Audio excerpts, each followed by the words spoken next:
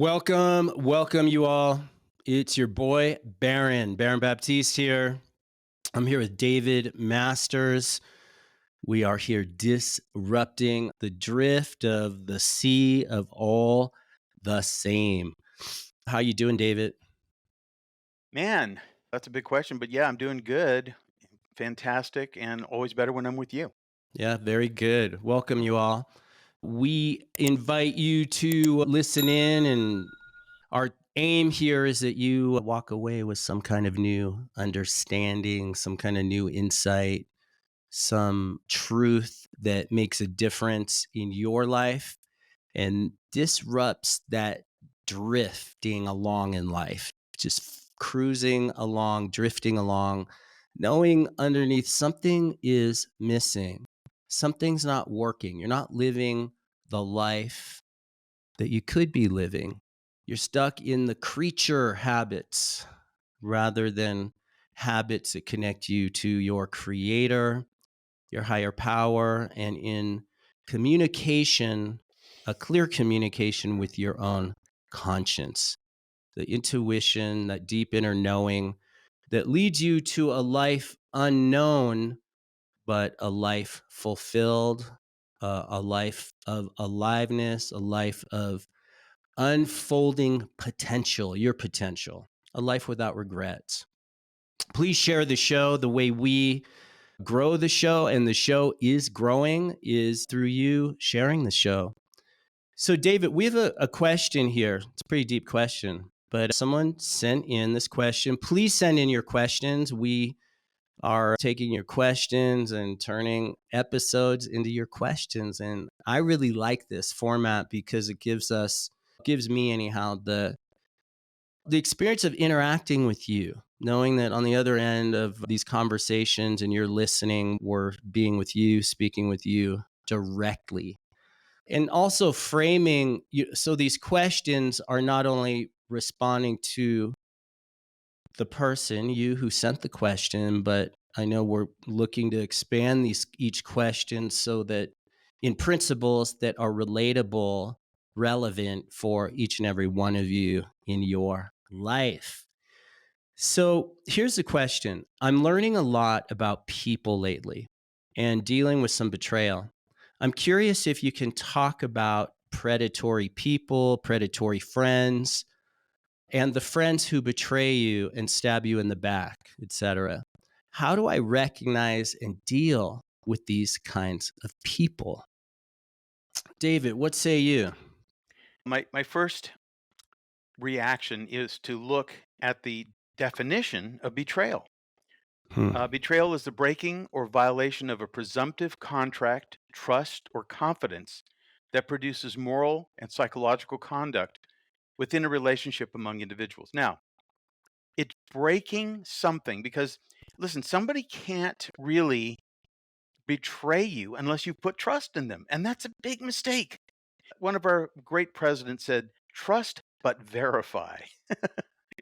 And man, you got to really actually look at who you're dealing with. And so part of that question that was asked, how do you identify these people? The first way to do that is to look at yourself. Because when you look at yourself, if you look at why you're attracted to certain kinds of people, there is the key. If you look at why you put your trust in certain kinds of people, another key to open another door. And the other part of it is not trusting yourself and therefore making other people, trying to get other people to be in some way, shape, or form responsible for things that you should be uniquely and mutually exclusively responsible for. Now, it's a good idea to talk to people. I talk to Baron about stuff. We talk about things all the time. We trust each other. We've known each other for a long time. And so we can reveal certain things about our lives to each other with amazing insights and good results as a result of those conversations. But if you're doing that with a person who doesn't have a real reason to be trusted, and even if you think you can trust them, how do you know you can trust them? I'd say go back and check yourself. Why are you going to that person? Why are you confiding in them? I mean, I got myself in trouble every time, especially over, the first 30 years of my life when I would talk to people about things that were going on in my life. They would turn around and use it against me for the most part. They can't help it. People can't help it. It's a Judas syndrome, if you know the truth, really about it. People Hmm. can't help it. Your thoughts? Hmm. You bring up a point. I wasn't going to go here on it, but on this question, but I think it's a valid point. I think that something I know I had to learn early on is know your friends. Like I think there's value in trust, knowing who to trust, and then though not being too quick to trust. I know that sounds cynical, and some of you are going to not like that. I come from a place when people in my life, I don't necessarily I don't trust them and I don't distrust them. But you want to develop a kind of, I don't know, street smarts, in the sense you're in a street fight for your soul in life. And it's a street fight. And a lot of you are getting the crap beat out of you Yes. with people. And the thing is to be a warrior, but a wise, to have the wisdom and maybe break. Here's one thing you could look at. If you're noticing you're getting a kind of betrayal, especially of what so called friends, because predatory people, predatory friends, they're brutal. And the friends that betray you and stab you in the back, they're brutal. And here's the thing, maybe consider breaking the habit, the automatic, kind of unconscious habit of telling people everything, because you might just be educating an enemy about you. Because I see there's this kind of naivete around people jump into relationships really quick, whether it's friendships or work relationships, and they download everything. Maybe it's just they just overshare about everything, their marital problems or their relationship problems or their financial problems or their what have gossiping about other people. And but I think you want to break the habit of just vomiting everything out about yourself. It could be that you're coming from a good intention of just wanting to be authentic and wanting to be real, but again, you might be educating someone about you, your life, your personal business. You might just be educating someone who's really got envy in the background and they're just collecting data on you. Or maybe everything's fine now, but you hit a bump in the road and you discover who that person is in that bump, because suddenly that person gets nasty. Maybe you're that kind of person. There's something about people in relationships where when something goes awry, they pull up all the data they've collected on you that you've shared with them naively. There's something about that. But I think I want to get into another maybe aspect to this question, which is all these predatory people or betrayers or people who stab you in the back. It's brutal. They're brutal and they can be brutal anyhow. But how about when you betray yourself? Because so often the default is to blame the betrayer. Yeah. But I think let's look at, but how about when you betray yourself? And you need to ask, what's the ultimate predator or ultimate betrayer? And I would point to it's something within yourself. What about the enemy you harbor in your own heart that hates you? We tend to always look outwards, and look, people do betray and people are predatory. Yes, yes, yes. And though I don't want to skip over, even if you have a pattern of a habitual pattern of getting involved with people who betray you or people who stab you in the back, is there something in you that is Mhm. allowing that to keep happening? Because whatever is in you that's allowing that to happen is consider the ultimate betrayer, the inner within all of us. But the enemy in the heart, your heart, the enemy within, that's the ultimate predator. One last thing on this, and then I'll hand it over to you, is the story of Buddha. When Buddha decided he wanted to leave the worldly ways and he wanted to pursue enlightenment, and he went and sat under the Bodhi tree. I may be messing up the story a bit, but the gist of it is that he initially, when he sat under the tree, I think it was for 7 years. Initially, people were coming in droves, giving him gifts and sweets and tempting him, even prostitutes, and tempting him with riches and trying to pull. He acknowledged, okay, that the outside world was pulling on him, and he kept saying no, no, like he was staying true to his path. And then eventually, all those external temptations that were coming through people to take him off his path, all those external forces and temptations dropped away. Like people started coming because to him and tempting him or offering him things that were not consistent and in alignment with what he and wanted, where he was wanting to go, the realization that of, and he wanted to discover truth. So eventually, all the external forces of betrayal and things that would take him off course, those things and people dropped away. And then he said, at that point, it was confronting the enemy within. Mhm. And he said that was the ultimate enemy. He was having now, he handled the external, but now the internal Mm. world and confronting that inner enemy that would take him off. So I wanted to just put that into the conversation, into the space here, because I think there's, okay, there's the external people, but then how much of this is really within oneself? It's such a great point. Yeah. It's so important. It's so pivotal, actually. So there are two parts of the equation. Either you are somehow you've retained your innocence throughout the course of your life, and then people see that about you and they're tempted to take advantage of it. It's a type of naivete. But then the other part of the equation, the dark side of it is, and this is an undeniable truth of life, is that you become what you hate and you hate what you become. It's a it's a double-edged sword in that sense. And I'm reading from an article now by Deborah Rose Wilson, PhD. She says, "Why betrayal can cause trauma."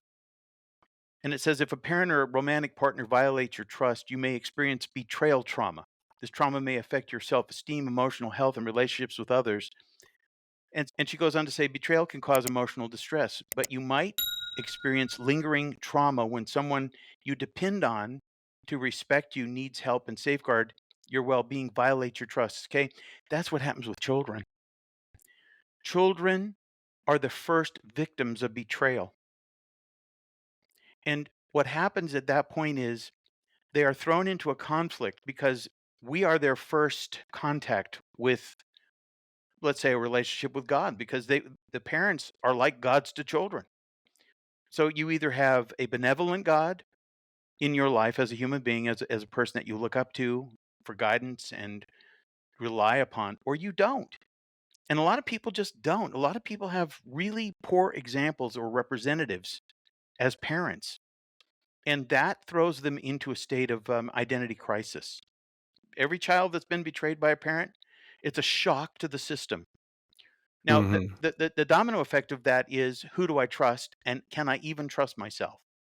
And this is why we end up in situations where people, the Hmm. predatory types, see us struggling. It's There are certain animals that see the other animals that are wounded, and they just go right after them because they're easy prey. Your thoughts on that? Yeah, very good. The idea of trusting yourself, Yeah. the experience of trusting yourself, it is in conflict. It's in opposition to the when you trust yourself and you trust your intuition, your inner knowing, you trust your conscience, you're not an easy target, and you're in opposition to the people pleasing or getting the external approval of people or losing yourself to others. When you're really trusting yourself, people, you're not going to jive with people. You're going to have a kind of what I'll call a no-ness, no, N-O. There's a natural boundary. There's a natural border where you just know, you trust. So you've got your physical senses that can betray, the physical senses betray us all of the time, because on the surface, someone may look like a true friend, a cheerleader, someone who's all for you. And so, why wouldn't you just share everything or educate them and trust them? But the senses betray us, but there's an inner sense. And when you trust that inner sense, which comes from innocence, right? It's an inner sense Yeah. that is clear, and you just don't cross a certain line because something, whether it's your conscience or higher guidance, your something is just no. And that can be, you then can be unpopular with people, because when you go against the grain with people, you actually become less selfish, because often we don't tell people the truth out of not trusting ourselves. But when we really trust ourselves, we can be about the truth and for the truth and speak the truth, come what may, including losing friends and people who betray you, could betray you.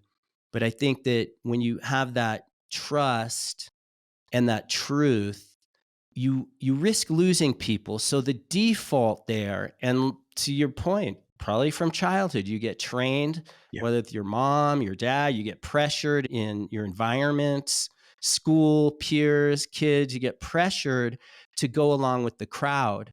You get there's just a pressure in the space to fit in, to be liked. And when you start not being that, you start realizing, wow, I've been trying to fit in with people, getting people to like me, getting people to approve of me, so that I don't have to tell the truth. I don't have to actually listen to my conscience, Yeah. I want to because if address. I do, it would be it's Yeah. disruptive to Yeah. these kind of predatory people. And that's really, I just wanted to nail that point of like, it's what I'm not saying. And here's the point I want to get to is at the end of the day, being a people pleaser is selfish because you're not telling people the truth. Some of these predatory people actually don't want to be that way. They don't want to be that way, but no one's actually just speaking the truth to them and Yeah. giving the opportunity to choose a different way of being. Mm. And it's actually selfish because you're making yourself, people liking you and your own self image and fitting it, all of it, you're making that more important than potentially empowering or freeing up that other person.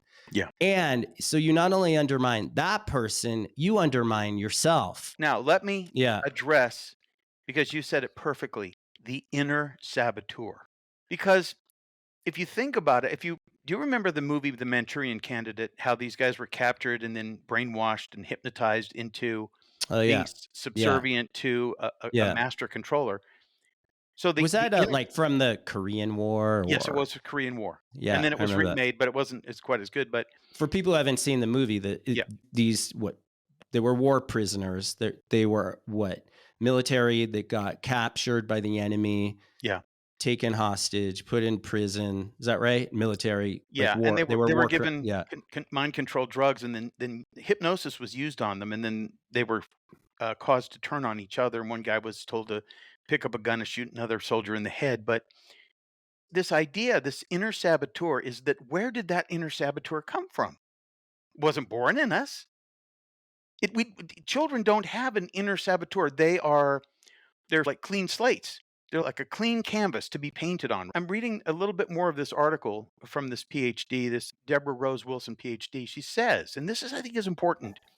Betrayal trauma typically refers to the lingering pain and turmoil experienced after betrayal by a parent or other childhood caregiver, or betrayal by a romantic partner. Now, when you rely on someone for basic needs as well as love and protection, you might accept a betrayal to ensure your safety. Goes on to say, you might also find yourself accepting the possibility of future betrayals, which can begin to degrade your self esteem, emotional well being, and an ability to form attachments. See, the idea that we get predisposed to be attracted to those kind of people, if we Mm-hmm. don't overcome it, then we have a certain future of trying to figure out there's probably no way around it. So you just adapt to living with, and you see these stories about women who are constantly being betrayed by boyfriend or after boyfriend, and then they get into the abusive relationships, but they've accepted the idea, and somehow at the core of that, they don't It becomes normal. they Yeah. normalize it, and it's because they don't feel worthy of either trusting or being trusted by others. Sad As situation. you say that, there's a lot to Deconstruct dig there. into on Yeah, that, yeah, deconstruct, yeah. kind of unlock that. But I think the one thing that comes to mind there is, as a beginning step, is awareness. And you say, okay, I've got this pattern, I've got this habit of accepting people into my life that are predatory, or I sense that and I don't trust myself to really cut off those relationships. But you start waking up, you start seeing, wait, okay, wait, who are the people around me, and why am I so quick to just hand over my life, because it is your life and life is short. There's that side of it. And there may be a second thing that just pops up for me is forgiveness, because there could be something, you said it earlier, is like you become what you hate. So you become And you what you hate resent. what you become. It's what, and then you hate what you become, who you've Mhm. become. A Yeah, lot of people, I know in my programs, you hear people talk about, I've become like my mom. I become yeah. my mom. And it was like my biggest goal in life was to be the opposite of my mom. But that's operating out of a kind of resistance. Yes. And then you unlock that, and oh, there's resentment there. Yeah, And then the resentment is energy. It's like an umbilical cord that connects you to the person you don't want to be. The resistance, as it Jung who said, what you resist persists. yes. Mhm. And in my experience, I've seen it in my own life, what I resist gets empowered. And then it becomes an aspect of who I am. Now I'm operating out of in energy. I'm trying to resist in energy, but I actually become that energy. Yeah, And I become just like my mom or just like my father. yeah. And then it's like getting hit over the head. How did that happen? I'm just like this very person I don't want to be like. And that's where, if you forgiveness is an afterthought, right? Like, you don't have to be a forgiving person if you're not judging and resenting in the first place. It's just, you're just clear. But as you wake up and you develop your awareness around, just start questioning, like, why am I attracting these same kind of predatory betrayal type people into my life? When you get to the root of part of the root of it for you might be resentment, anger, hatred, that you've been, it's holding you Yeah. hostage, and you're holding on to it. Yep. Harboring is the word I was looking for. And when you forgive whoever that person is, whoever they were to you, the forgiveness releases when you really forgive. Like, when you really drop it, you really let it go, you really give it up, what you're left with is a new space. And in that space is and what I say is love, the opportunity for love to fill that space. And if you have something greater than yourself, your creator, your God, your faith, it allows you to move forward. Mm. Faith will allow you to move forward. Faith in something greater will allow you to move forward. And that faith in something greater gives you faith in yourself, Well, that higher self, that so higher here's the guidance. thing though. Yeah. Trauma, see, so betrayal is a trauma that's established, Yeah. and what it does is the trauma can only do one of two things. Like I think it was Nietzsche that said, it wasn't what doesn't kill you makes you stronger, but it doesn't necessarily kill you all at once. What it does is it begins to separate you from your own authentic identity. And what you said about love was, love goes out the door, and then suspicion, resentment, fear begins to fill the space where love otherwise would have been, and that separates you from your authentic self, from the Mm, self that yeah. the person that could succeed in everything, but now has worries and fears and anticipation about any kind of relationship they have with other people. So they throw themselves Yeah. into it. Yeah. But that's not the answer either, because then you find out, oh yeah, I was right. That person betrayed me. Yeah, no, very good. It brings up to me something a mentor said to me this a long time ago, years ago, but it was when you're coming from love. So let me back up. When you're coming from fear of being betrayed, and you part of the way you protect yourself, you create this resistance Mm, of putting walls up, and the walls you put up keep you locked in.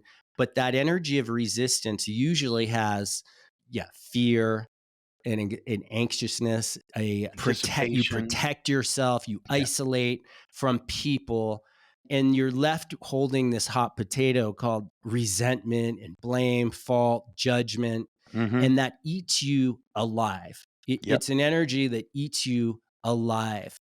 But when you give that up and you come from love, the walls of separation drop, and coming from love, and this is what the mentor said to me, and I really took this on and lived from it to a great degree, not perfectly, but to a great degree.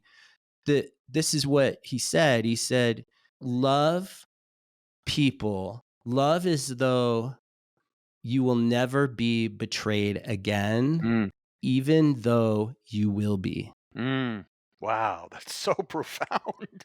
Yeah, That's so yeah, I could think about that yeah, one for a month. yeah.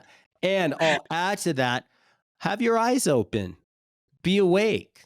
So it's not, you're coming from love, but you don't, it doesn't mean you're handing your life over to people. No, you have a natural flow from the inside out. You sense who you can let in closer. You sense who, something about this person doesn't add up. Something about this person, what they're saying and their energy are not matching up. Trust that, Yeah. because that's What real. here's the And thing. maybe over time it'll get disproven. Again, Well, you don't need to be quick to trust and distrust, but what trust yeah. yourself, your What that higher guidance. what you said Yeah. is be the watcher. Mm, But first, watch yourself mm, and watch your inclinations. yeah. Because see, if you're a watcher, you're not immersed in the thinking about it. You're just watching everything about it. You're watching your thoughts, you're watching your fears. See, the watcher is beginning now to separate. As an observer, you begin to separate from what it is you're observing. If you're not an observer, then you're subject to what you're thinking about. You're being controlled by it. And people Hmm. struggle with their thoughts. So Yeah. be the watcher. And of Yeah. course, meditation is the key to that, as you Yeah. suggested. Yeah. Learning how to get quiet and but get out of the thought process. Watch the thoughts. Let them go by like water going down a stream. Just let them Hmm. go. It doesn't matter what they are, just let them go. Let The them come practice of up, let letting them them go, go, get that's right. still, get That's the quiet. power. Yeah. That's the power right there. Yeah, yeah, really good, you all. So thank Yeah. you. And let's wrap it up here, but I'll Yes. leave it with that point of getting still, getting quiet. As Blaise Pascal said, all of human beings' problems are due to their inability to sit still in a Yeah. room.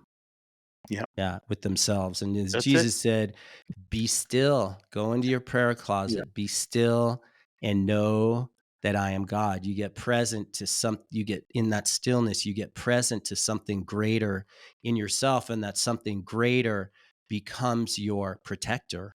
That a protective force, a protective awareness where you see through people. All right. Last point, David. No, you said it, man. All Just be right. still and know. Just Yeah. watch out because knowing is different. See, being the knower is different than having knowledge. Just to know is a very ethereal thing, and you will know. Mm. And you'll know the right and the wrong of things, and you won't be emotionally entangled with it. You'll just see it. And that's Yeah. freedom. Getting quiet, get out Mhm. of just keeping yourself out with people in a distracted way. In fact, drop all distractions and Mm. get some inner direction.